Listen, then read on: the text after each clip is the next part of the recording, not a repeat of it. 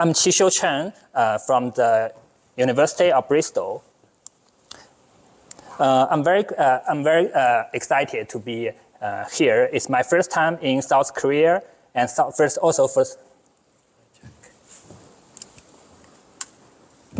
Okay, yeah. I'm very excited to be here. It's my first time in South Korea and in Jeju. And today, my presentation will be focused on the macro-micro traffic flow modeling. And in the first part, I will introduce the S3 traffic flow model and its extension to stochastic fundamental diagram, and also computer-based model and traffic state variation process. And today, my talk will begin with the S3 traffic flow model, and all the other 7 parts are all around the S3. Okay, as we know, the traffic flow theory can be dated back to over 90 years ago. And the first one, Green shows, he just used the camera to record traffic data, and this.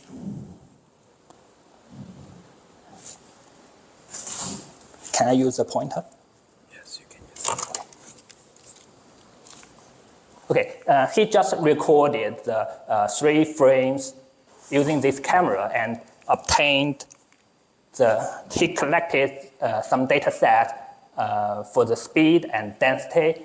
And we can see he used a linear relationship to model the speed and density, and also based on the conservation rule that flow equals density times speed, he can analytically derive, it's very easy, analytically derive the speed and flow relationship, which is a quadratic form. And we can see in this quadratic form, it has a maximum flow, which is corresponding to the link capacity. As the technology develops, now we have some more advanced data collection approaches. For example, the PAMS dataset in California, this is a loop detector dataset, NGSIN dataset. This is collected from the cameras, and also ZTD, NUMER, and HID dataset. They are all collected from drones. In the traffic flow theory, we usually have 3 variables: speed, density, and flow. And theoretically, if we know any 2 of these 3 variables, we can use the conservation rule that flow equals speed times density, then we can derive the other one. So if we look at the speed density function, what is a good speed density function? The speed should be a strictly and monotonically decreasing function with respect to density. This should be a decreasing and monotonically.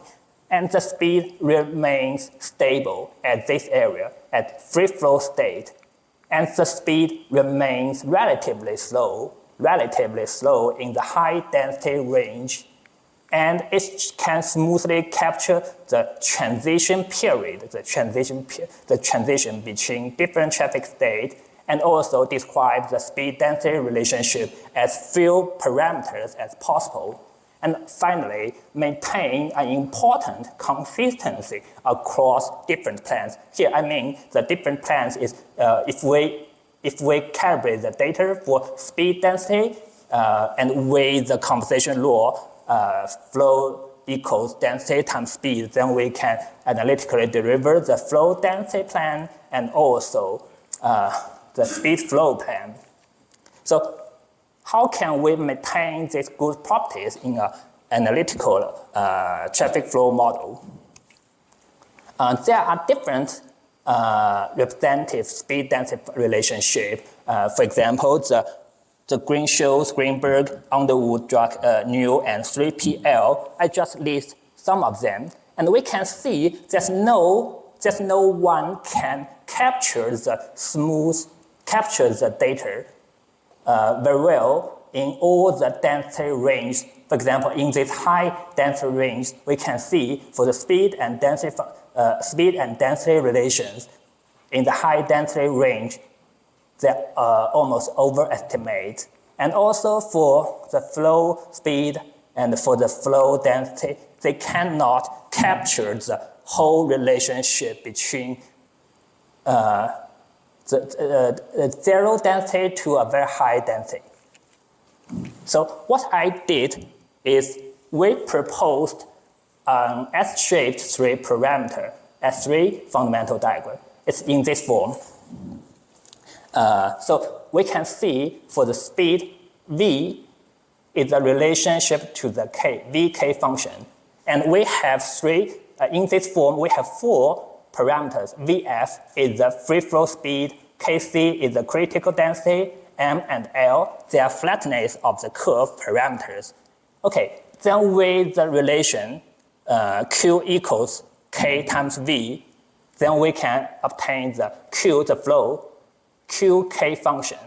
Okay, it's easy, just times K here. Now, Qk is continuously differentiable. This function is continuously differentiable. And when K equals Kc, Kc is the critical density, we have Q will reach the Q max. So we can calculate the first derivative, and when K equals Kc, it should be 0. Then we can analytically derive the relation for M and L. We have L equal 2 over M. Now we have these three, this is the S3 model. We have Vk function, Qk function, and we have three parameters, Vf, Kc, and M. These three parameters, we call it S3. And all my work are around these basic formulas, S3 model. Okay, with the S3 model, we can analytically calculate when K is Kc, we can calculate Qmax, which is the link capacity, in this form. So in S3 model, the link capacity is related to the critical density, related to the free flow speed, and also M. We don't know M, what's M, so we need to have some physical explanations for M. We define another variable, Vc, which is the critical speed corresponding to the critical density. Okay, now, when K is Kc, we have Vc, then we submit it, Kc here. Now we will obtain Vc and M. We can see with some very basic derivations, M is related to the ratio of Vf to Vc, free flow speed to the critical speed. Okay, so for the M, it also has its physical meaning, physical explanations. This is simple.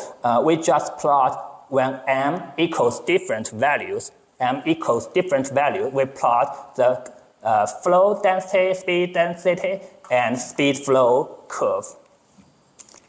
Okay, we can also plot our S3 model in a 3D plan. And this red curve, this is our S3 model. This is our S3 model. And the other three are the projections to the 2D model. Okay, one interesting thing is we have the macro model, the speed density model. We call it macro model. We have this macro model, and with some derivations, we can analytically derive a consistent micro model, Ka-Foring model. They are consistent, they're theoretically consistent. And the parameters in the micro model, for example, the alpha, beta, they also have connections to the macro model. Alpha is 2 times Vf times beta squared, and beta squared is the Kc in the macro model. So we can connect the macro model to micro model. They have consistency. Okay, then we calibrate the S3 model. We have two types of the objective function. The first one, we just use the speed. And in the second type, we use both speed and flow because the magnitude of the speed and flow, they are different. So we use delta to control the magnitude. And we use, in this study, we use the PAMS dataset, loop detector data from PAMS for calibration.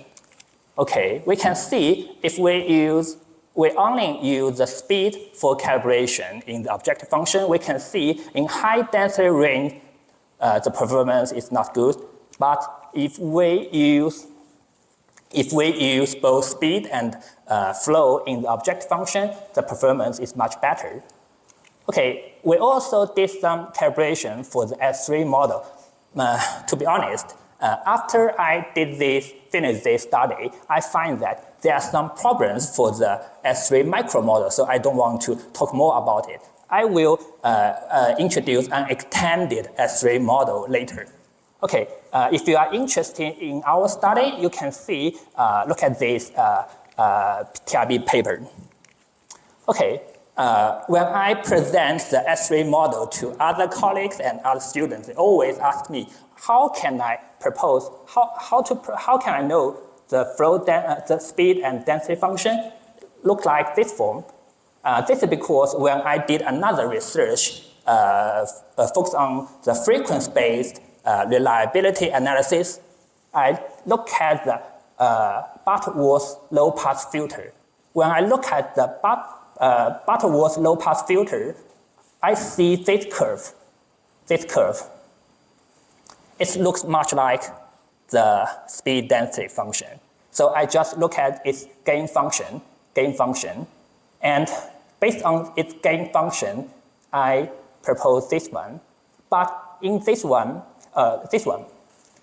is a general form. Based on this general form, and I delivered the S3 model here. So S3 comes from the Butterworth low-pass filter. Okay, next is the scattering effect in traffic flow data. If we look at the traffic flow data, we have very scattering effects. This is because if we use one deterministic speed density function to capture this, we inherently assume the speed is normally distributed. First of all, this assumption may be questionable because the speed is not just normal distributed. So we have some stochastic fundamental diagrams.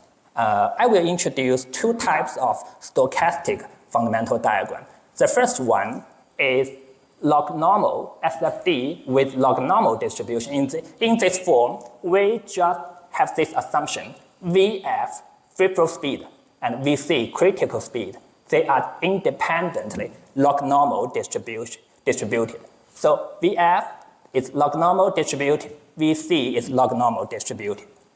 And with some simple mathematical derivations, we can have this VK function, looks like VK function, and VF is log normal distributed. And we can also analytically derive 1 over m is normal distributed.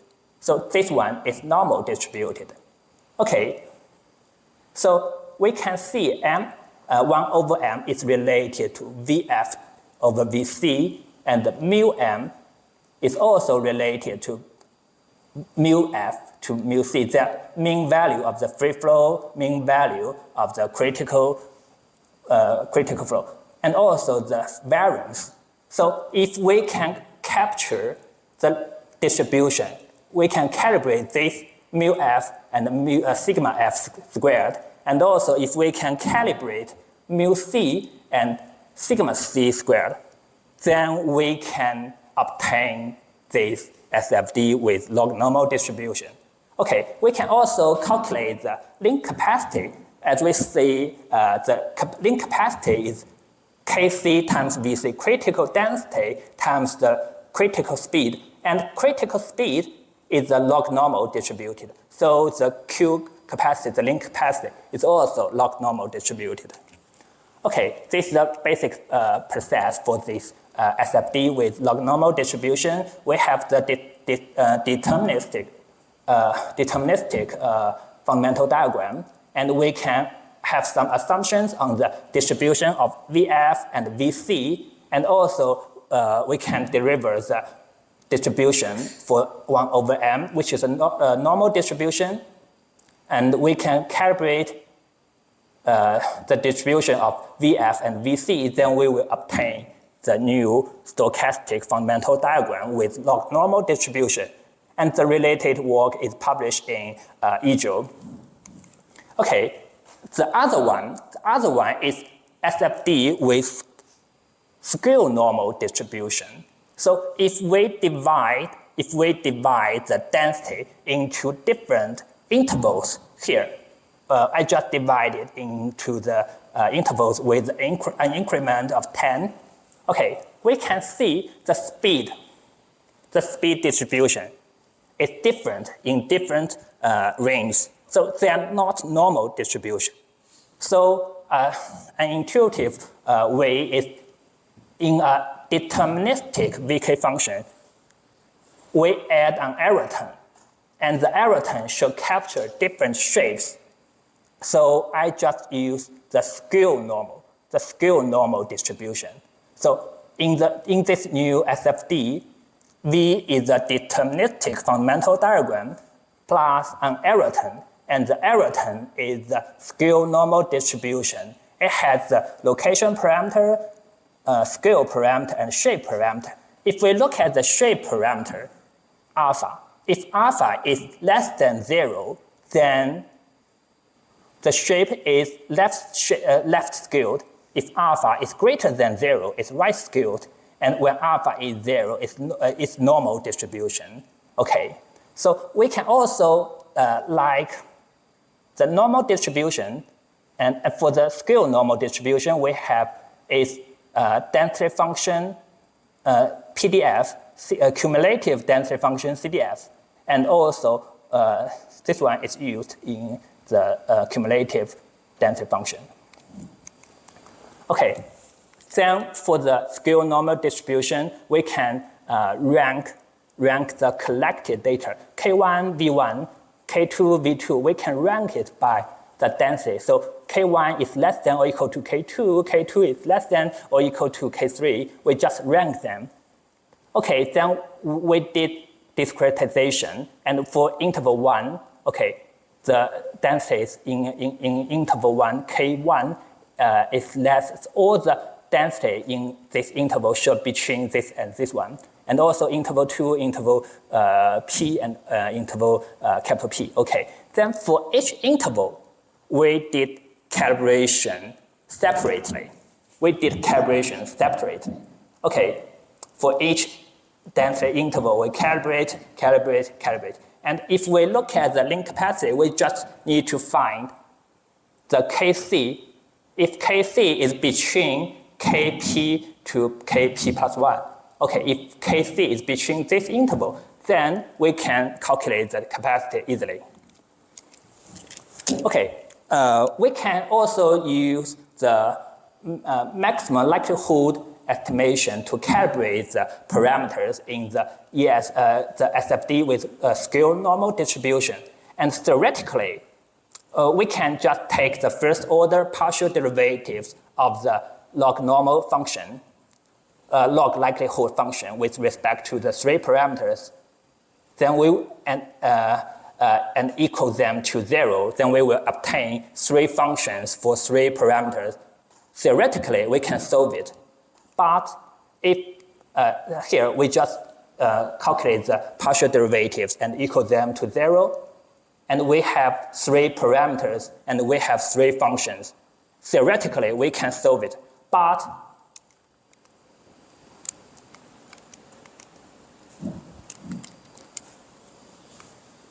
this red term, can you see the red term? This is in this red term, they are nonlinear, they're highly nonlinear. And also this red term, they're highly nonlinear. So it's difficult to solve these 3 functions. So we propose expectation maximization algorithm to solve it. I do not go to the very details of these analytical calculations. Okay, I just show you the results. On the left, they are observations, and also the 95% and 5% of the confidence band, these are the same. They are observations. And these two this one are calibrated with the log normal distribution. And this one is calibrated with scale normal distribution. We can see for the scale normal distribution, because we have different intervals for the density. So this shape looks much closer to the observations. And we can also divide the density into different small intervals. We can see when the density is less than 30, the MRE, mean relative error, for the two SFD models, the performance is good, almost less than 10%. But when the density is higher, the performance decreases. This is because the number of observations for the high density range, I will show you. You can see when the density is greater than 30, the observations is quite small. So if we have some more data for the high density range, we may have some more results.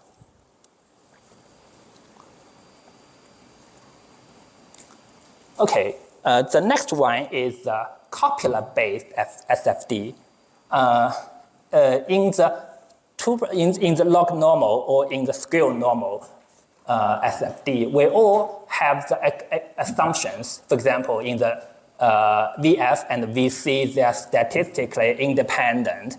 And assumption 2, VF and VC follow specific log normal distribution. We have this type of assumptions. So in the copula-based model, I hope to propose some model without this type of assumptions, because VF, VC, or other variables, they may have dependence. They may have dependent structure. We cannot just assume they are independent. So how to do it? Our new solution is to explicitly, from the explicit dependence modeling to better SFD scattering characteristic. So we use copula theory. The copula theory is decoupling marginal distributions. So if we know the marginal distribution for the variables, we can use the copula theory to solve the joint distribution of these dependent variables. We don't need independent assumption. And so the copula theory could capture complex correlations between different variables, especially when they have dependent structure. So I just introduced the concepts of the copula. Copula connects joint CDF cumulative density function f of a random vector. We have x1 to xn. We have this joint. So if we want to know the CDF of this joint distribution, and we know we can use this copula function capital C, then we can obtain the joint function, joint distribution.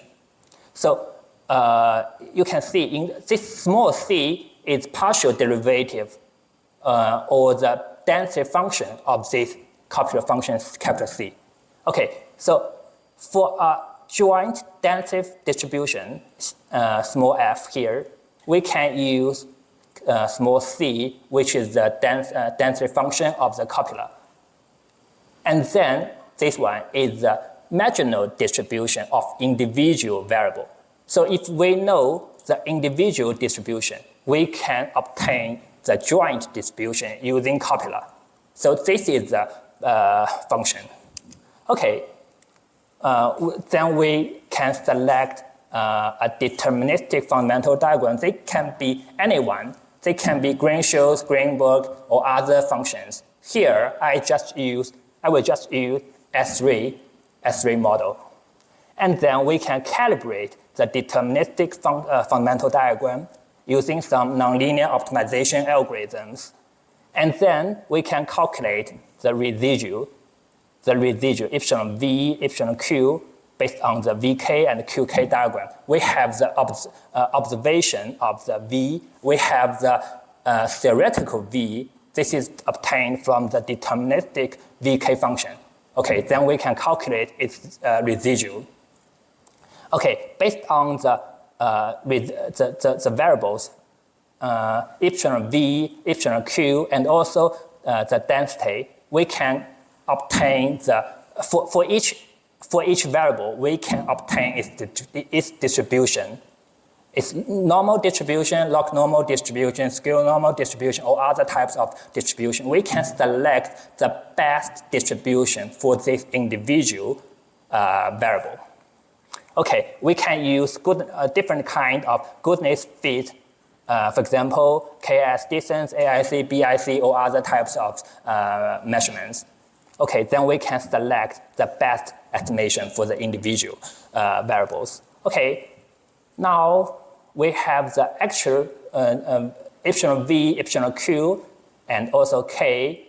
Here, we also calculate the pseudo observed epsilon V, epsilon Q, epsilon K, and K. This is because the three variables, they are in different magnitudes. The scale are different. So we do normalization for them before our SFD. Here we use the Vine copula and also consider using the nested Archimedean copula to capture the dependent structure for the three variables. We use these two families of the copula because they can be used to capture different dependent structure, complex different structures of the variables. And this work is still under review in TRD.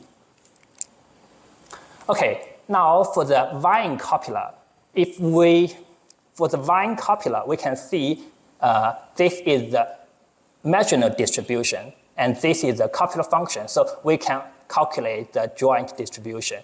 It's quite simple. They have different levels of trees. In this case, we have two levels, T1 and T2. In the first level, epsilon Q, V, and K. So the edge between these two nodes will be this one, epsilon V and then K. Okay, for this one, this will be the new node in layer 2. So the node in layer 2 will be the edge in layer 1. We use this type of structure to capture the dependent structure. Okay, the derivation is simple because we have the chains rule. So joint probability distribution of these three variables can be written in this chain rows. And for each one, we can use copula based on the Vine copula. Okay, another one is nested Archimedean copula. So we have, if we use in the nested Archimedean copula, there are two elements. The first one is the psi k. It's small. K and psi epsilon and epsilon quite small. Okay, we have three variables. We have three variables, K and epsilon V and epsilon Q. If we use this structure, it's nested Archimedean. And if we just use one level, then it's Archimedean copula. And this type of Archimedean copulas, it can offer great flexibility for modeling dependence in complex and also high-dimensional settings. With some simple derivations, we can calculate the joint distribution based on the Archimedean copula.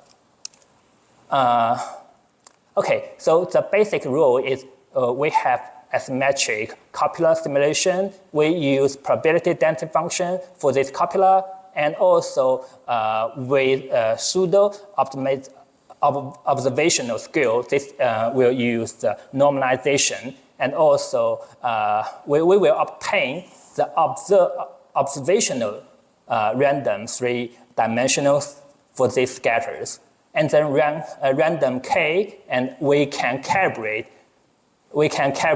different fundamental diagrams, and also for random value epsilon V, epsilon Q, we can obtain the random V. We can get back to the random V, random Q, and then we can construct the observed distribution for the fundamental diagrams.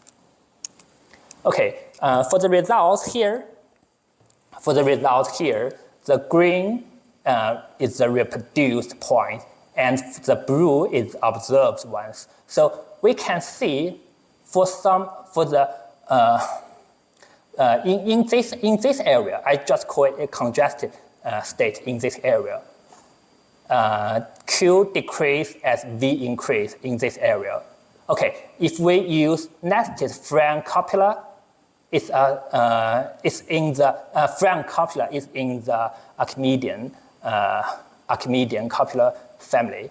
Okay, now if we look at the nested Frank copula, we can see it underestimates Q in this area. And if we look at the VCM, Vine copula M, it seems the estimation here is more accurate. If we look at the tail range, and we can see for the nested Frank copula, it seems overestimate Q, but for the Vine copula, it can better capture the dependent structure. Here, CE1 and CE2, they are comparative experiment 1. For the comparative experiment 1, we don't use any copula. We don't use the dependent structure. We don't use the fundamental diagram. We don't use the epsilon Q, epsilon V, epsilon Q, and K. We just use QKV in the experiment 1. For the experiment 2, we compare the results with just Vine copula without the dependent structure. And we can see for the Vine copula, it can better capture the dependence than different comparative experiments. And also for the low scatter variance for the Vine copula, it has lower scattering variance. We will show the analytical, some statistic results later. Okay, if we look at the comparative experiment 1, its limitation is underestimate Q in the free flow. In the free flow speed, I see. It should be overestimate Q in the free flow speed in this area. Overestimate. And overestimate Q in congested flow here. And also underestimate for the moderate traffic state. For comparative experiment 2, it's higher scattering variance in the tail, here in the tail range. We just show some statistic results for the VK, speed density, flow density, and speed Q, speed flow. We can see the results here. For the small, when the density range is small, the nested Frank copula is better for the VK and for the QK and for the VQ. But for some moderate traffic, Van copula is better. And for the high density range, the Van copula is better for the V and the K relationship. But for the QK relationship, the Van copula is better for the moderate traffic range.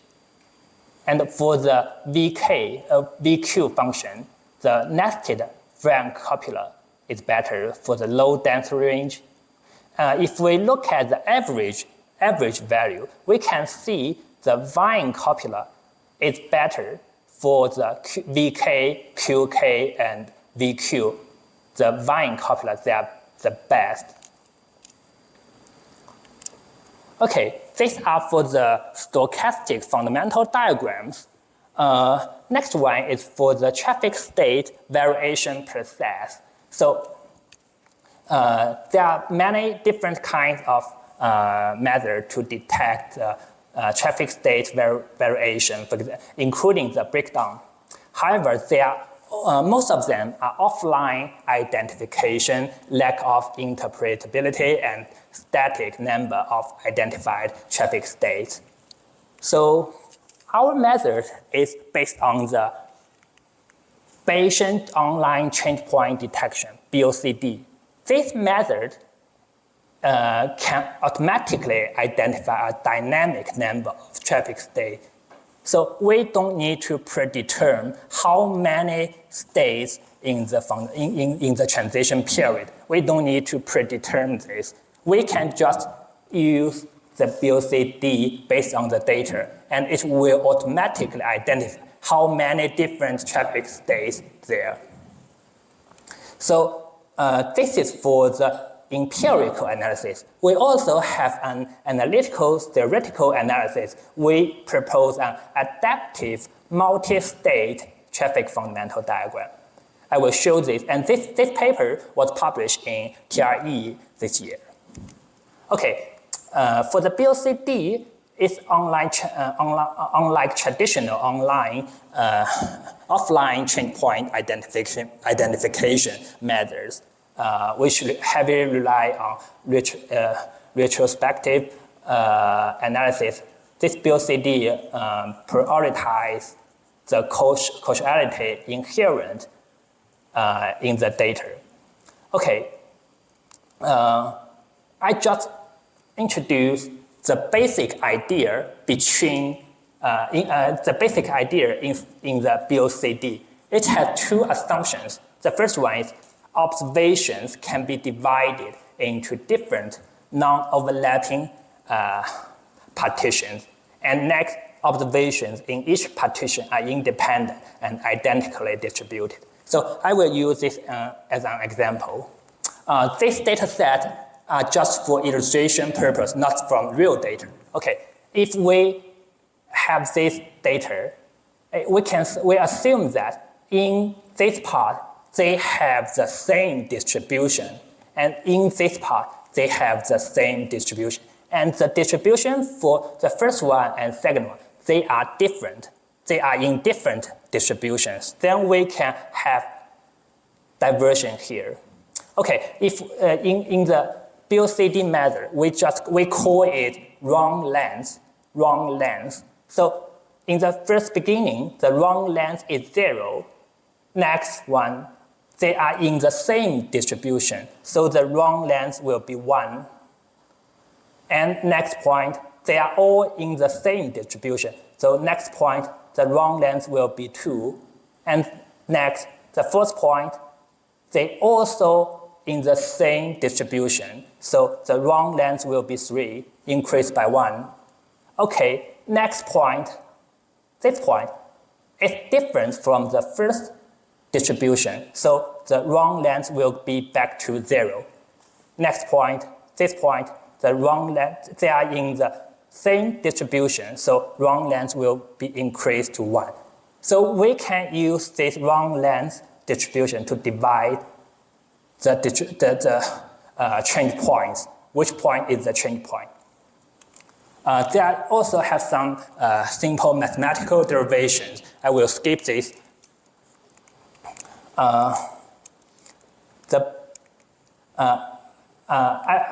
This is for the BOCD, for the empirical analysis based on BOCD. I also propose an adaptive multi-state traffic fundamental diagram. Let's go back to the original S3 fundamental diagram. It has 3 parameters, VF, KC, and M, free flow speed, critical density, M is the flatness of the curve. Okay, based on the S3 model, actually in the review process, many reviewers highlight the problem in the S3 model. We don't have jam density. We don't have jam density in the model. Because when K reaches infinite, the Q will close to 0 but never reach 0. So this model don't have a jam density. So in the adaptive multi-state traffic fundamental diagram, we introduce another parameter, jam density, into the model.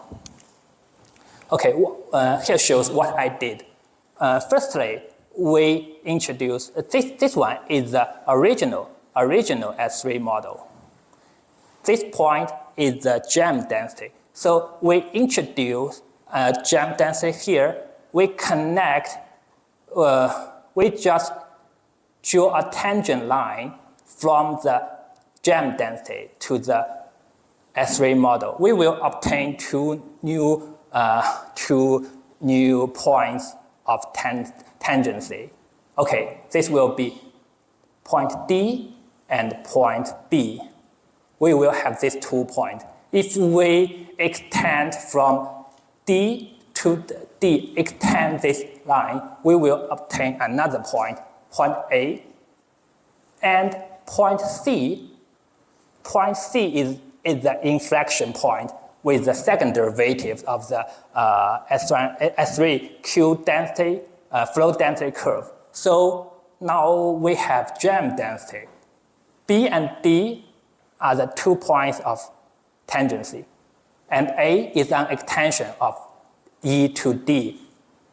Okay, so we have critical point 1, 2, 3, 4, and 5. Now we can classify the traffic state into 1, 2, 3, 4, 5, at most 5 different states. These are very simple derivations. The purpose is to analytically deliver the density for point A, for point 2, point 3, point D, and also point E. Except point E. Point E it should be calibrated for the jam density. Based on the input of this one, A, B, C, D can be analytically derived. Okay, then we use the traffic data ZTD. I use this data set multiple times. The quality of this data set is quite high, and it's very good for traffic flow analysis. This data set have different sections, and we use route 11. The length of is 2 kilometers. It's collected in 2018.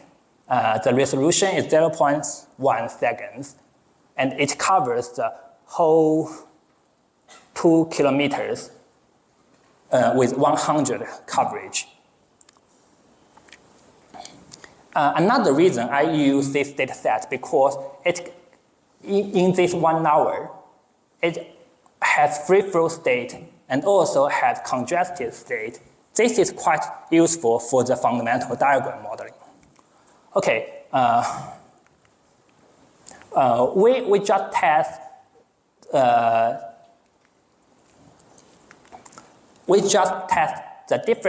the state in different cells. We divide the data set into different cells. For example, 50 meters in the space and 30 seconds in the time, and we can obtain using different distributions for the BOCD modeling, because in the input for BOCD, we need to know the distribution, the prior distribution.